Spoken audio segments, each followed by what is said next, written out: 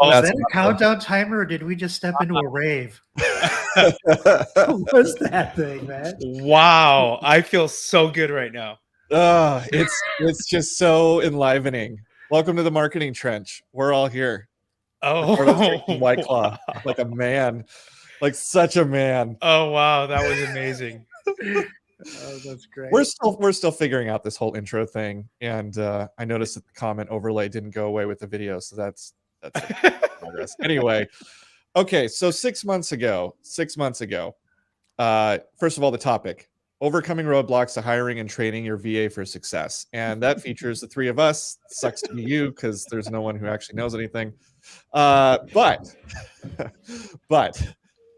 6 months ago we had Pavel. What's Pavel his last- Stepanov Stepanov Virtue Desk from Virtue Desk on, and he was talking about VAs.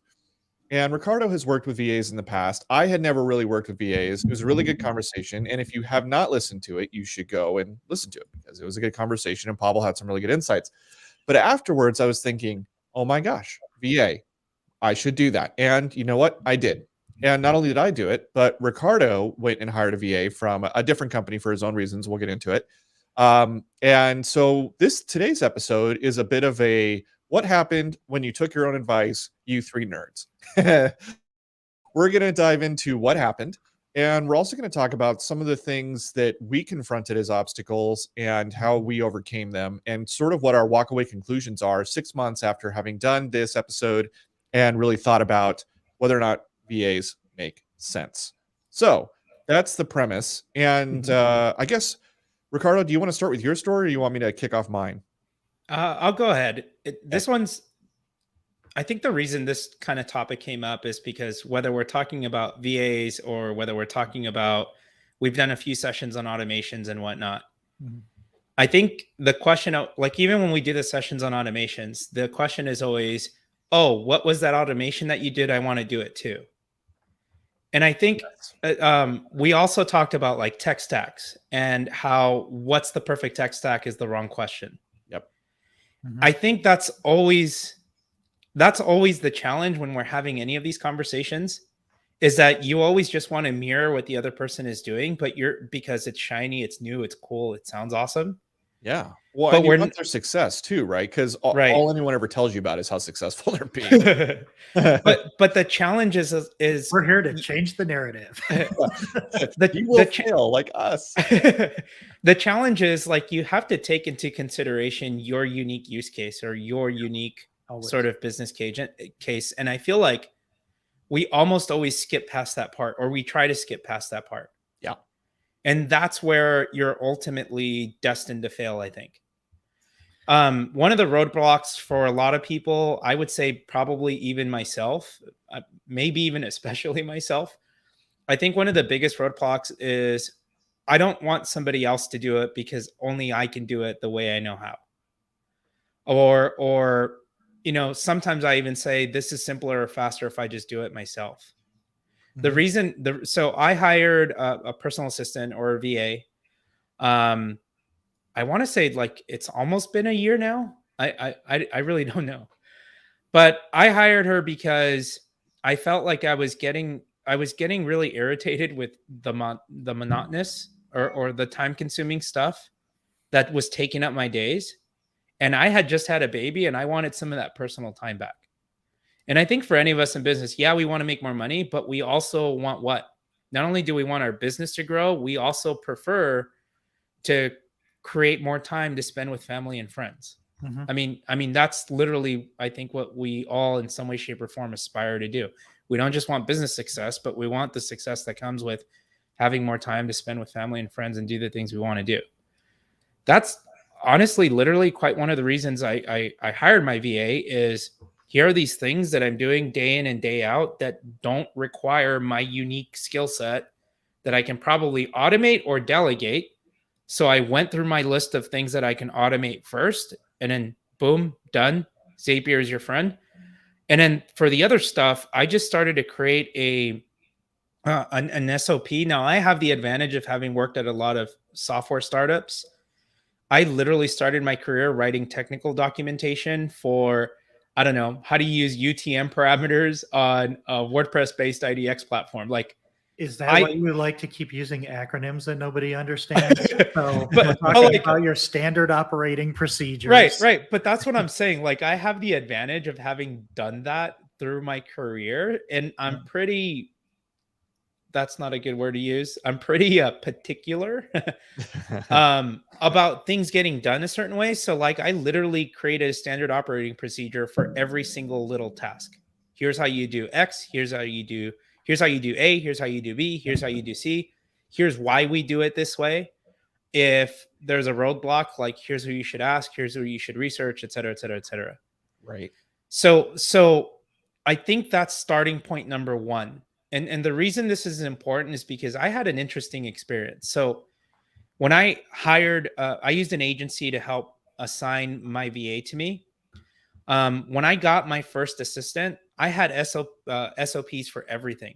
Standard operating procedure. I had a standard operating procedure for every single little activity that I wanted off of my plate. And I gave it to this person and I said, hey, I don't know how you like to work and I don't want to micromanage you. But if you need hands-on help or you prefer to have time to kind of learn it and do it on your own and fumble through it, that's absolutely fine. I'll meet you where you are, in other words. But here are the standard operating procedures, and just let me know how you're tracking along with these things. Don't be embarrassed to ask for help. What happened was, I think like 2 weeks, maybe we were going on 3, went by where I know they hadn't watched the training video. They hadn't done almost half of the tasks. And I was starting to wonder, like, are my tasks too technical? And so maybe this isn't a fit because the VAs here aren't technical and they don't know how to figure out these things. So I reached out to the person that assigned the VA to me, and it turned out to be just a bad match. And, you know, they said, we're so sorry for the inconvenience. We're going to reassign you to a new VA. They'll start for you tomorrow. We'll do those introductions then. But like, so my VA wasn't a fit. It wasn't going to work out. How would I have known? I wouldn't have known that if I hadn't created the standard operating procedures for all of those things. The standard operating procedures were my gauge or my barometer for success for the role that I was hiring this person for. And my VA now, she's awesome. What I communicated to her is like, I'm super forgetful when it comes to certain things, a follow-up, an appointment. So I want you to take that stuff off of my plate. We do a weekly check-in on Mondays to troubleshoot the calendar. Hey, it looks like you're double booked on Thursday. Do you want me to move this appointment? And don't forget to follow up with Dustin. You spoke to him last Thursday about getting started with Follow Up Boss and setting up some automations. Do you need me to coordinate again a time on the calendar for him then? Like, she does those little things because those are the things I said, this is how you can help me in a very big way. And she has standard operating procedures for the tasks that I have her fulfill now. Now, in my role, my tech stack has changed a lot, like day after day, week after week over the last 30 days. So it's been a little chaotic in that sense. But I try to do a pretty good job of always recording a Loom video and always documenting like the stuff that I'm working on, because I recognize that in doing that, that's how you're setting up that person for success. If you don't do those things, you're going to run into like a world of hurt. Is this a you problem? Is this a them problem? And, you know, a lot of, I think, open question marks that, I don't know. It's just not good.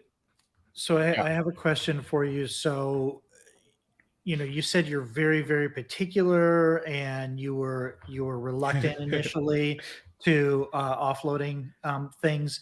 Now, did you get comfortable with the fact that they're going to be 90-95% the way that you would do it yourself, but you freed up all of this time?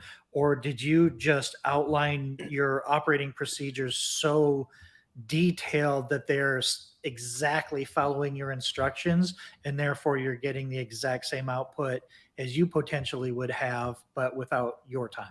So there's probably a little bit of both in that. And the reason I say that is when I say I'm very particular, like I like things done a certain way, or I expect things to look a certain way, I had to really, and I feel like Dustin is this way. I had to let go about certain parts of the process, and just like I've had to learn to let go. Yeah. Just let go and trust that this is going to get done. Or trust that you can fix it. Or trust that I can fix it without Agree. the 80%, 90% lift that goes into actually doing it. Mhm. That was hard to let go at first, but my VA is so awesome right now that like she'll text me to check in, or she'll text me to ask, is this moving in the right direction? I can assign something to her right now, and I can trust that she's going to get it done, or that it's going to move in the direction that I want it to move. And that's huge, because even if I give her something super technical right now, I know that she has a troubleshooting attitude and a can-do attitude about figuring out the task that, she's been assigned. And that's rare. That you can't train for. So if you have that quality in somebody, then I think that's just overly valuable. I think another point I wanted to surface out of this is sometimes if you're one of these, let's just call it what it is, if you're a control freak and you think everything has to be exactly this way, I mean, 90% of that is probably 100% okay. There might be details, but there's a little bit of it sometimes that you've got to get over yourself. There may be more than one way to accomplish what you need to get done. It doesn't need to be done specifically the way that you want it done, as long as it gets done. Yep. Right. So there could be a little tiny bit of that, because I feel, especially when we're talking, in our space, real estate and mortgage people and things like that, there are a lot of people that are very, let's say they're control freaks, or a lot of entrepreneurs. There are a lot of people that have struggled for a lot of years to grow our businesses from the ground up, and we're used to doing things a certain way. And it's hard to let go sometimes. I mean, we have that problem with hiring internal staff, and I think I think there's even a higher mental hurdle when we talk about external or virtual staff, because then they're not there for you to crack the whip and slap them in the back of the head like Dustin does to his employees every day. Whenever they don't do something right. So like there's this mental part of this, like, I don't have control. I can't watch what they're doing. I can't see what they're doing. And I feel like that's a big part of this. So we kind of talked about this a little bit as we were discussing how we were going to talk about this. And Ricardo, I know you're super, you really delineate all of the steps, and you have all these things that you wanted to do. But Dustin, it sounded like you kind of had a little bit different experience, where you kind of thought, oh, I want a VA to do all of these things for me. And then as you kind of started to figure out, you started writing out your standard operating procedures, that kind of changed a little bit, didn't it? Actually, it wasn't until we hired the person and delivered. You waited until after you hired them. Yeah. No, because on paper we mapped it out and it looked like it was going to work. It wasn't until we actually started deploying the plan that we realized it wasn't going to work as planned. And we can. So what happened? Tell us that story. So after our conversation with Pavel 6 months ago, I actually called him up and I said, "Hey man, I'd love to hire one of your VAs." And so we set out a plan. I signed the contract and everything. Like, we put together our plan on our side. And the plan was, I think it actually came up out of this podcast, because Pavel was talking about how an escrow company in another state had hired VAs to market to for sale by owners. And I thought that's brilliant. I mean, that's a hot market. California is a big state. We can go win this business. We've got a consumer direct angle to our company anyway, like a consumer direct flavor. So it all aligns. So we hired for like 3 months, we hired an assistant. This is built into the agreement, right? And it wasn't much. Like, we were looking at, I think, maybe 12 hours a week, maybe, like at most it was 20, but I want to say it was probably closer to 12 hours. So I wasn't thinking like that, a whole lot of work here. We hired this person and we got the FSBO leads from title. And, at first it was a bigger list. And then the market changed. And so we went from having enough people for the virtual assistant to call to getting like 3 people that the virtual assistant had to call in their 4-hour time block, right? Mm. So that stopped working very, very quickly.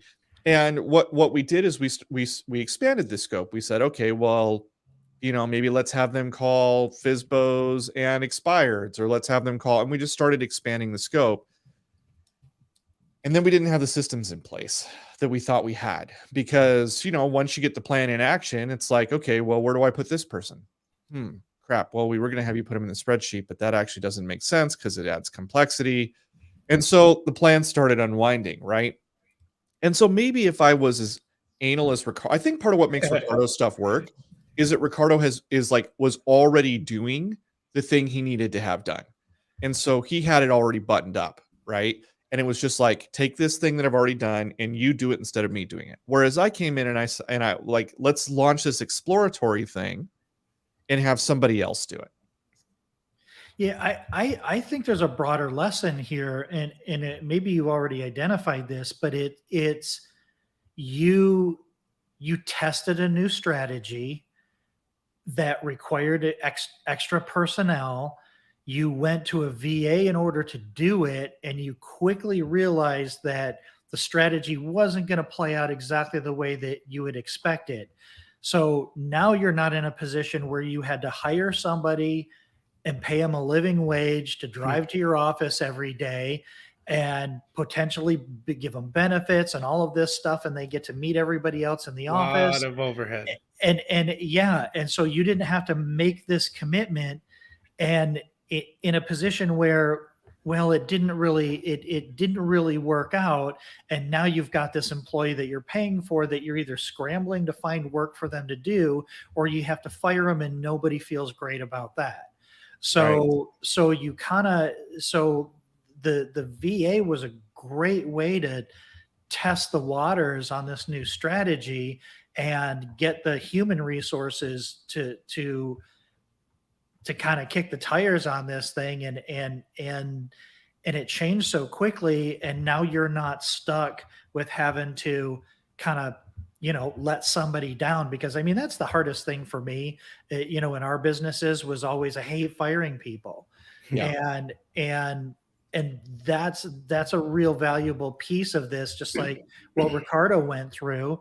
If he would have went and hired that person from some hired it from a local newspaper, or a friend referred their friend over because they needed some extra hours, that would have been a way different situation than calling up the person who owns the VA company and saying, hey, this doesn't seem like a match, and you swap them out. Because quite frankly, that person could be a match for somebody else's project and they still have a full-time job. Right. No, that's a really, really good point, Scott, because I am somebody, there are like two, I would say, personality traits of mine that the VA thing solved. And I only discovered this having used it. The first is the loyalty thing. So I'm a very loyal person. And when you're an employee of my company, this is honestly, this is a fault of mine, I would say. And I don't mean it in the sense of like, my greatest fault is that I work too hard. That's not a stupid interview answer. I really mean it. When you're the CEO of a company, you do have a duty to your employees to fire bad other employees who just are not productive or who are causing drama or other things.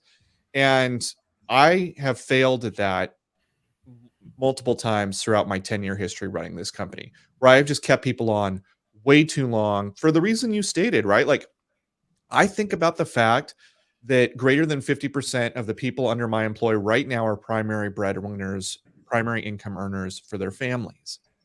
And if I let them go, their families don't pay rent, their families don't get food on the table. Like, it's like, I think about that, right? But that causes me to hold on. But the VA solves that problem because, like you said, I don't feel like I have that obligation to this person. And, I'm comforted knowing that the VA company itself is continually funneling work through so that this person can just go work on another project. So that's the first thing. The second thing is, I hate to fail. And it's so ridiculous because I failed so many times. You'd think I'd be over it by now, but I'm not. Like, as much as I encourage my team and say, hey, let's just roll this thing out, try it. If there are bumps in the road, we'll figure it out, we'll solve it. You know, like failing is okay, failing is okay. As much as I tell my team that, personally, I feel like when I deliver, I have to succeed, and it has to be amazing.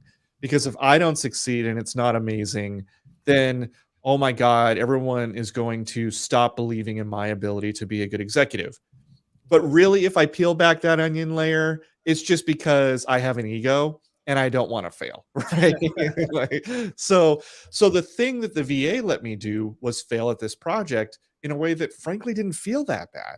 Because again, it's like, all right, well, we threw money at it and we gave it our best effort, didn't work, and nobody's really bummed because who's to be bummed? Like everyone knows their role here. You know what I mean? And so the failure actually, like, it weirdly it de-risked the whole proposition for me in the ways that I needed it de-risked. And I walked away from 3 months. Like Pavel was great, his VA was great. I would hire them again in a minute. It's just the plan that we had didn't work. So my experience hiring VAs was a little bit different because I'm not nearly as organized as you guys. I'm more of a thinking on the fly, kind of alchemist kind of person, and so what I realized is it was an exercise in fully flushing out your idea and Yeah. fully flushing out your processes and your systems. And I can do that, but a lot of times we're like, oh, I just need them to do this. And then you're like, oh, okay, well, what are all of the steps to do that? Maybe they're not used to, and I hired people to work on my website. So, in my particular case, on my website, I update the Fannie Mae loan limits every year. And so that's all 50 states, every single county in every state. So there's like, you have to log in, you have to go there, and you have to do this. So for me, it was really an exercise in humility, and it was an exercise in organization, and just really figuring out. And like you said, Loom videos are amazing. Yeah. Especially if it's something that you do and you don't think twice about it, do a Zoom or a Loom video, and you just lay it out there. But I think that's a really good exercise too. Even before you hire a VA, is sitting down and, if we would have thought about this, maybe we could have put together a worksheet or a checklist or something. But there's almost a procedure to determining whether or not you have something that you could dish off to a VA. Right. Right. So what is the process? What are the steps? Why is it not the best thing for you to do? All of those types of things. Although, go ahead, Ricardo. No, I was going to say we kind of talked about that when we had Pavel on, but for me, it was literally outlining what can be automated. So when we had Will on, Will and I talk about processes all the time, and it's like, hey, can we automate that? Can we automate that? Can we automate that? Can we automate that? And we joke that it's because we're lazy, but like, why wouldn't you automate it? Yeah. Right? If you can, why wouldn't you? And what you can't automate, that stuff you can delegate. So automate and delegate, that's like the mantra of my day with anything that I'm working on. And that should be the mantra of all of our days. And just to be clear, automation, and that is the joke. It's like, I automate because I'm lazy, but no, you automate so that you can produce a consistent result every single time. So people that are either supposed to be involved in either end of that automation, that you can ensure that it's going to be a consistent experience over and over again. Well, actually, there's a second reason in addition to that you automate, and that is you automate to scale. Right. Yeah. And this is a problem I run into all the time on the escrow side with training. So my industry is an apprenticeship industry. You get to the top because somebody above you trains you to climb the ladder. That's how it works. There's not a degree. There's not, you don't test into anything. It's apprenticeship. Okay. So you'd think training would be a highly developed set of programs at every major escrow company, but it's not really. Like, it's basically just, hey, did you overhear enough stuff in your 3 years working with an escrow officer to learn something, right? Or did you run into enough buzzsaws that you've learned some lessons? So internally, I have to pressure my team regularly to train their assistants, train. And the number one response I get over and over is, well, I can just do it myself. Okay, pause. Yeah, you can just do it yourself. But it's not about, can you do this one thing in this one moment faster than your assistant who doesn't know how to do it? Because the answer to that 100% of the time is going to be, yeah, you can. It's about the ability and to do this iteratively. Do it now, do it next moment that you have to do it, right? And if you're any good at anything, there is a directly correlative relationship between your ability to do something and the amount of things people want you to do. So if you're highly skilled at something, people want you to do more, right? They're like, oh, look at that person over there. They're really good at this. I'm going to give them this too, and this too, and this too, right? And so now it's like, can you do this one thing one time? Yeah. Can you do this one thing 100 times? Yeah, if it's the only thing you have to do. But if you're really good at doing that 100 thing, then you're going to get another thing. Then you're going to get another thing, and then you're going to get another thing. And at some point, you're going to reach your limit. And if you, at that point, you can either be limited because you want to personally cap yourself out and have total control over everything. You're just like, mine, give it all to me. I'm going to do it all. Or you can say, you know what, this stack, I'm going to take a few minutes. It's going to take a little bit extra time to do it. But when I'm all done with that training process, that extra time that I'm committing to it, that whole stack is going to go to this because it's going to be over there. It's going to be in somebody else's hands. And then you free yourself up to do the next pile of things that was on top of that stack, right? And the more you can take that pile, train a little bit, compress, push out, right? The more you do that, the more you're going to be able to do overall because you got a team of people underneath you. I hope that explanation made sense. Yeah, and Scott, you should describe it elegantly. well, no. What I'm thinking is you're talking about that because you're talking about being the CEO of a company and doing these things. What Ricardo has a ton of experience with is working with real estate and for me in the mortgage space. There's a big gap between solopreneurs and teams, and VAs are an amazing sort of a halfway step. They're training wheels for team building is really what it is. And what it comes down to is when you're a solopreneur, training wheels for team building. Ricardo's writing that down. That's going to be a webinar next week. Training wheels for team building. That's a good session title. But it's like, when you're a solopreneur, you work in a small group. There is so much of your daily work that's just busy work. And one of the ways I always like to frame it is, are you doing $10 an hour work when you should be doing $1,000 an hour work? Right. And when you're running a business, you should be thinking about the things that are going to cash $1,000 checks, not the things you could pay somebody $10 an hour to do. And so that's where these training wheels come in is you really got to start thinking about this. And this was, the 80-20 and kind of the Pareto distribution curve of what we were talking about, of where you focus your time and energy on the things that are going to give you the biggest leaps and bounds in scale and growing your business and getting from doing it all yourself to building a team around you so that you can scale and be more productive. So, I mean, VAs are, we kind of talked about this, we kind of touched on this a couple of times, but I think this is so much more of an important topic than what it appears on its surface, just because of the liberating aspect of bringing in, of getting help, right? Yeah. Getting help and quite frankly, making you think of things in a way that you can get it off of your plate and somebody else can do it for you. Because, as entrepreneurs, we're kind of control freaks and we do things and we're used to doing things the way that we always do them. But if you ever want to scale and if you ever want to grow and if you ever want to see your kids grow up, at some point, you've got to be able to get that stuff off of your plate Because listen, the worst and best case scenario of you being great at what you do is you're going to be getting busier and busier, and you're going to grow.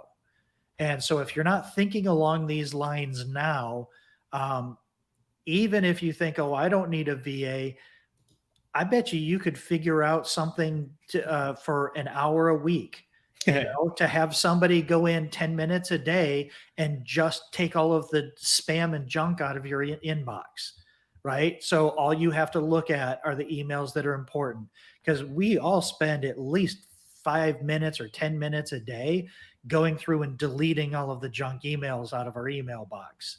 It's hard. It's hard to let go. It's really hard. It's really hard to let go. I talked to somebody who's a VA for another CEO in our industry that we know. I won't say the company, but I talked to her and I said, hey, what was the hardest thing? Or what can you tell me as I set myself up with my VA? Like, what can you tell me? She says that giving up email was the hardest thing to let go. But it's also one of the most relieving and impactful, because now you don't have to worry about it. It's just this fog in your brain that you carry. It's this mental load in your brain that you carry with you throughout the day. But that also goes. It's also one of the biggest time suck in anybody's day, because you hear that email ding and you're like, I have to stop everything that I'm doing, go look at that email, and then try to restart the flywheel project. Okay, so I want to dive into this one, okay? Because the idea of having someone manage my email, a virtual assistant manage my email, is kind of novel to me. And so I'm thinking about my situation, and I'm thinking about my wife's situation. My wife is a lawyer, and she gets hundreds of emails a day. and some of those emails are just like status updates on cases. Some of those emails are urgent, like, hey, I need you to look up this and tell me what the applicable law is here in this situation. Some of them are, hey, can you draft this and file it right now? Some of it's just internal communication. And so the first question that comes to my mind is, if you were going to use a VA to manage your email, as it sounds like you guys are familiar with, how do you take what's in your brain, specifically your knowledge of what to do with an email, and put that in a VA's brain? Like, how do they know what you need to do with an email? She does an executive, so she reads all the emails and she does an executive summary at the end of the day. I'm trying to look up my notes for how she labeled it, but she does an executive summary at the end of the day for these are the things that she uses tags. So like I use response required on stuff that I know I need to respond to at the end of the day. And everything else is just like an executive summary that you go over a power hour session at the end of the day and you answer right then and there, et cetera, et cetera. I'm going to see if I can find it. Getting like hyper urgent emails like regularly. There's no such thing as a hyper urgent email. That's a text. Phone call. That's called a text. That's a text message or a phone call. It really is. And another part of this is organizing your inbox. So there are things that you just know are always going to be important, and you can set up filters and things like that. And maybe you can hire somebody to set up your Outlook or your Gmail or whatever, and set up your filters and tags and do things like that as well. So it sounds like Ricardo actually has a standard operating procedure for dealing with his emails. I have labels for a lot of things in my inbox now. Response required, Stephanie's handling, and just a bunch. I auto-categorize receipts and transactions, things like that. I auto-categorize a lot of emails. What do you use for your email? Is it Gmail? I just use Gmail. Okay. Yeah. So, so I'm getting this sense that once you figured out how to use your VA, you kind of just started to figure out more and more things that they can do for you. Oh yeah. Is that accurate? Oh yeah. Can you give us a list of the things your VA does for you? I'm curious now to know. No. Well, she walks 30 minutes a day on the treadmill for him. Wearing his Apple Watch. Wearing his Apple Watch, right? Okay, So he like- can get his steps in. Like right now, I've been so busy writing. This is funny. So somebody asked, if you need any help, just holler. I'm more than happy to help, unless you need help writing copy. And I laughed because that's the one thing I need help with right now. And I then need you help just writing. call me. I need If help only writing there was a copy. website. Right. But it's like I have all of this technical stuff over here that I want done and off my plate, because the more I spend in that technical stuff, don't get me wrong, it's fun for me. It's so much fun for me, but I don't need to be playing in there as long as I'm playing in there. I'm better served writing the copy and then somebody else deploying the technical stuff. I'm only grinning because that's just the story of my life. The things I love to do, I really probably should outsource, because the things that need to get done that like only I can really do are also a bit of a grind. But That's not true of all of them, but that's but- definitely true of some. But then I caught myself. I'm like, one week I logged so much time in Canva working on stuff myself because I got in the mode of, well, this isn't going to take that long. I'll just do it myself. Mhm. But then I like logged or looked back at my time and I'm like, I spent way too much time in Canva today. So yesterday I assigned her, I need to design some graphics to dump customer testimonials in our email marketing. I could have done it, but I just offloaded it and said, no, can you get this done for me by the end of the day? And, she got it done. It's awesome. But that was one of those things where I had gotten back into this pattern of, oh, I'll just do it myself because I know how to do it. Like, no, dude, you have other things to do that are a little more valuable and a little more pressing.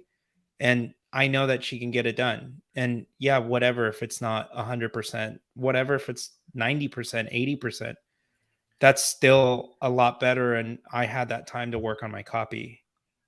So you just said something really important, because I've used a tool like this in the past and I can't remember the name of it. How did you know how much time you were spending in Canva? We're launching this online event, and I've been time blocking. I've been time blocking my calendar and adding writing time. And I've been using like a Pomodoro timer to track and keep me on track. Okay. Just because I like, my mind is all over the place sometimes. I knew that I wasn't logging all of that writing time. And I knew that I was just... I wish I could remember what this was, but it's something like that. It's something like the Pomodoro. There are apps, or there's service like Rescue Time is one. Yeah, maybe Rescue Time. Like it'll tell you at the end of the day how much time you spend on which websites and an email and all of that kind of stuff. That definitely sounds like Rescue Time. Okay, so I've used that before, and it's a little discouraging because you realize how much you screw around all day and how much time you spend in Facebook. Yeah, and or whatever. And hey, So Ricardo, funny. why do you have 2 hours a day in incognito windows? Yeah. I'm not sure about that, but I mean, but that's a I don't know why you guys do that. I do it because there's no cookies. So funny. It's but like that seems like that's a really good first step, is like, do I need a VA? Maybe use a tool like a Rescue Time or something like that, and just look at what you're doing all day and look where you're spending your time. And then maybe look at, well, I spent this much time on this website doing this. Well, I don't need specialized knowledge to be able to do that particular task. Maybe that's something that you can offload. So that's an interesting twist on this. If you're watching this and you're not using VAs and you're like, oh, I don't know if I need a VA, that might be an interesting way to approach it, is to really log your time. Yeah. No. Dustin has no. Dustin's all no. Dustin has the we just ran out of conversation look on his face. Or we gotta put a hard stop in there. Well, I mean, so we found ourselves down a bit of a rabbit hole here, and maybe it is a good place to wrap up. But I want to really quickly take us back to Ricardo's story, because one of the things he and I were talking about yesterday on the phone when we were talking about this subject was, I remember Ricardo calling us up when he had his first VA from this place he's using now, right? And he was a bit frustrated, and I was ending week 2 and going on week 3. yeah. And your standard operating procedures, like, you're right. You knew what you wanted the person to do, and it just wasn't happening, right?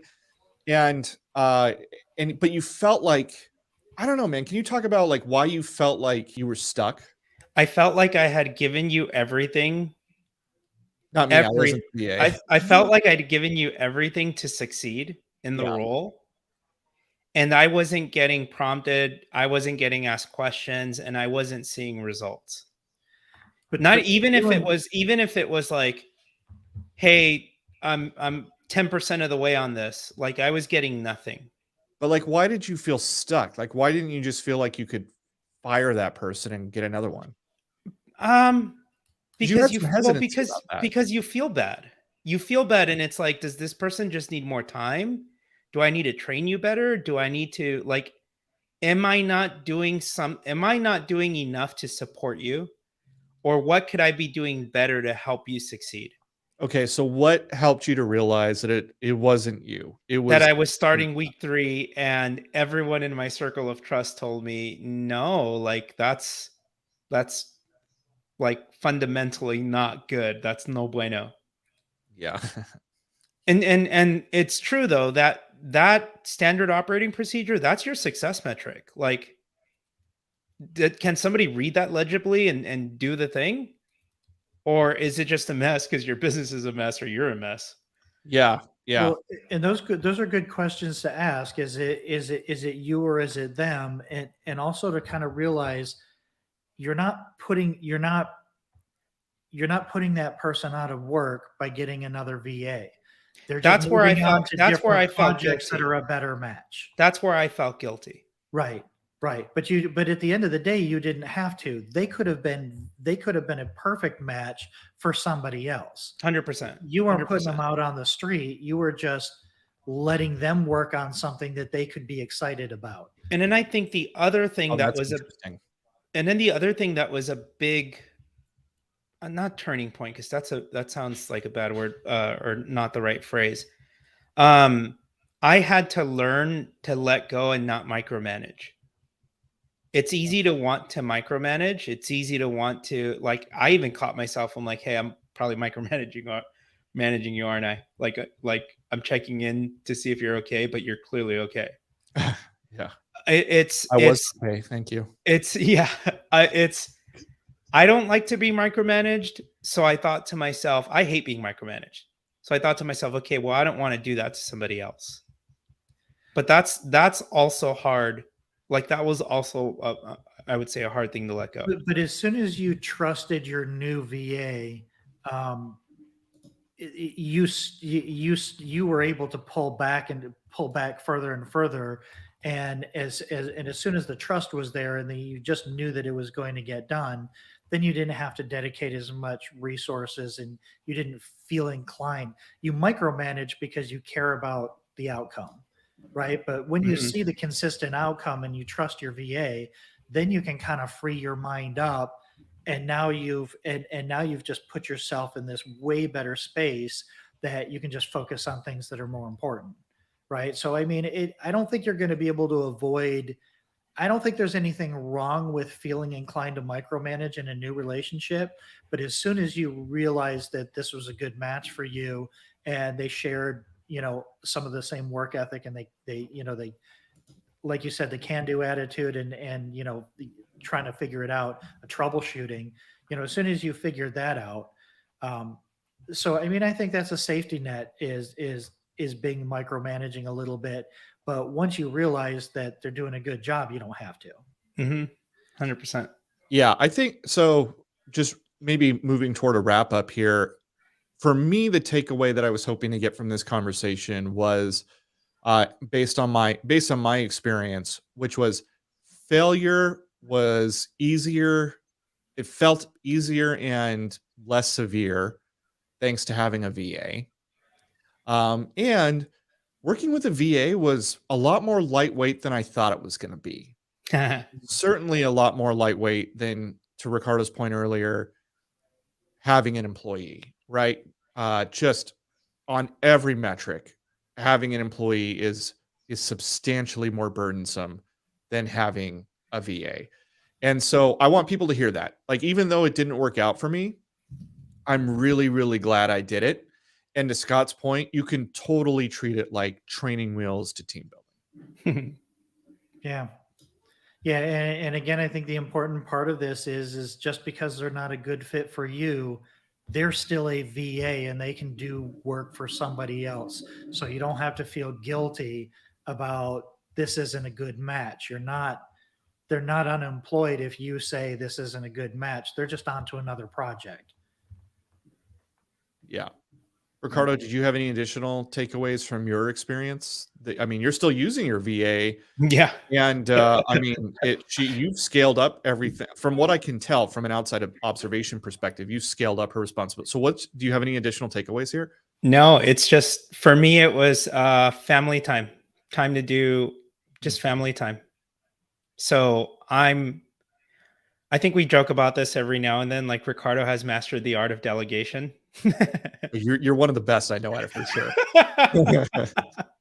Well, that's a compliment. Thank you. Thank you very much. And I joke that I do it because I'm lazy, but it's not. It gives me peace to know that I'm working on the stuff that I'm better at. And Yeah. Productive.